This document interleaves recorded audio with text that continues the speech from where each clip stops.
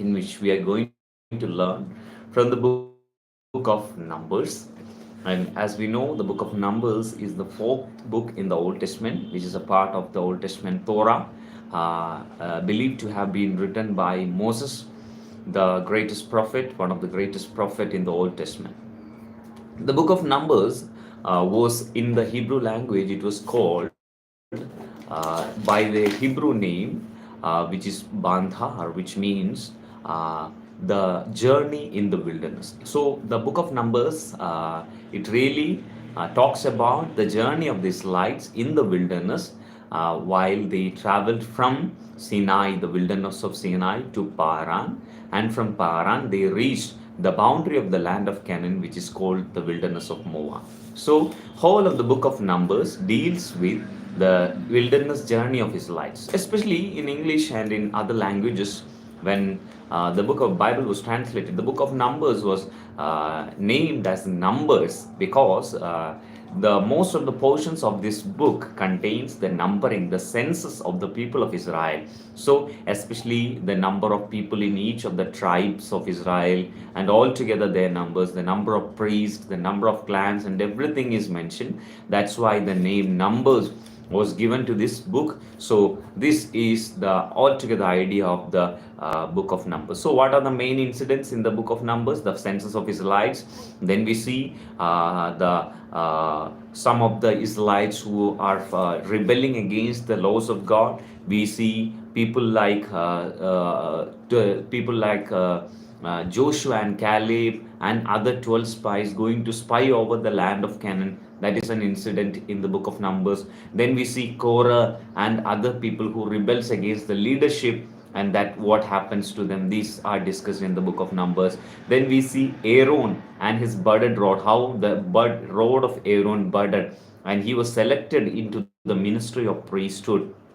All these things are can be seen in the book of Numbers. So let's, without wasting any time, let's dive into the book and let's learn about the book of Numbers, about the incidents that happened, about the numbering of the people, census of the people, how the Israeli camp was set out in the wilderness. If you see from above, the camp of Israelites look like a cross. We'll see how the camp, how God made them to set their camp, tabernacle being the center part of the camp, and how the rest of the portions, rest of the areas were covered by the camp of these lights. So altogether we are learning today about the book of Numbers, and the book of Numbers is discussing about the wilderness journey. What are the three parts? First, we see these lights in the Sinai desert. Then we see Israelites in the Paran wilderness, and we see these lights near the land of Canaan, which is the wilderness of Moab.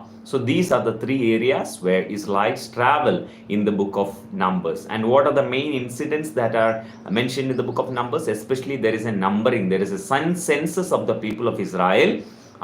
The number of people in each of the tribe of Israel, altogether their numbers, how many warriors were there altogether, how many men who were about 20 years were there. So all these are mentioned, especially in long chapters. That's why the book is called the book of Numbers.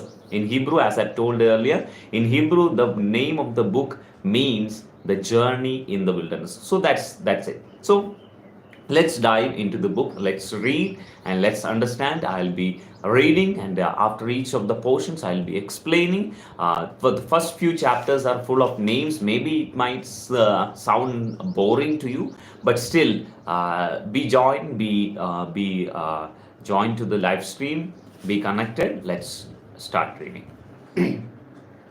The Lord spoke to Moses in the wilderness of Sinai, in the tent of meeting, on the first day of the second month, in the second year after the hand came had after they had come out of the land of Egypt, saying, "Take a census of all the congregation of the people of Israel, by clans, by father's house, according to the number of names, every male head by head, every 20-year-old and upward, all in Israel who are able to go to war. You and Aaron shall list them, company by company, and there shall be with you a man from each tribe, each being the head of the house of fathers. And these are the names of the men who shall assist you.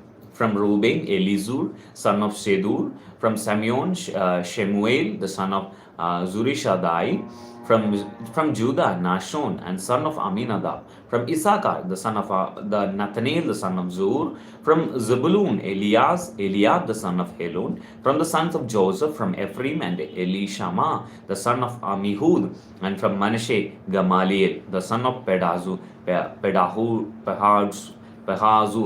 From Benjamin, Abidan, son of Gideon. From Dan, Ahiezer, son of Amishadai. From Asher, Pagiel, and son of Ochran. From Gad, Elisaphat, the son of Duel. From Naphtali, Ahirad, son of Enan. These were the ones chosen from the congregation, the chiefs of their ancestor tribes, head of the clans of Israel. So, now the time have gone by, and it is 1 year has passed by. Israelites have begun the journey from Egypt, and it is nearly a year have gone by. And when the first year came, and the first month of the second year, that's when they made completed the work of tabernacle. So as the work of the tabernacle was completed and the glory of God came down on the tabernacle, all these things we have read in book of Exodus and in Leviticus. And after that, the next mission that God gives Moses and Aaron is to take the census of the people. So, for taking the census of the people in the first year, in the first month of the second year, when they started taking the census, they appointed in from every tribe of Israel, from the 12 tribe of Israel, a man was selected as a leader to take the census with Aaron and with Moses. And these are the names of those people who belong to each of the clans, each of the tribes of Israel, who were selected for leadership, for authority, and for this purpose of taking census of the people. Moses and Aaron took these men who had been named, and on the first day of the second month, they assembled the whole congregation together, who registered themselves by clan, by father's house, according to the number of the names from 20 years old and upward, head by head, as the Lord had commanded Moses. So he listed them in the wilderness of Sinai. So this is what is happening now. Census is being taken. All the people of the tribes of Israel are coming to their head of their tribes, whom Moses and Aaron has appointed, and they are giving their names. So, in the census, who are counted? The people who are above the age of 20, and only men who are above the age of 20, their numbering is taken. And the people who are below the age of 20, they are not considered as citizens, and women were avoided because they lived in a society where men were heading in the leadership. So, men who were above the age of 20, their numbers were taken. And as we go through this chapter, we'll see all the number of people that belong to each of the tribe of Israel. So we are beginning from Reuben, and we will end by Manasseh and Benjamin, where we come to know about the tribes of Israel and their numbers of the people of the tribe of Israel. And of course, this is not something which you need to learn or by heart or you need to know. Just we are going across these chapters about the strength of Israel. Israelites. The people of Reuben, Israel's firstborn, their generation by their clans, by their father's house, according to the number of names, by head, every male from 20 years old upward, they were able to go to war. Those listed in the tribe of Reuben were 46,500 people belong to the tribe of Reuben. This is not the exact number of the people. These are men who are above the age of 20, who can wage war, who can participate in a warfare. So maybe they might be between the age of 20 and 60.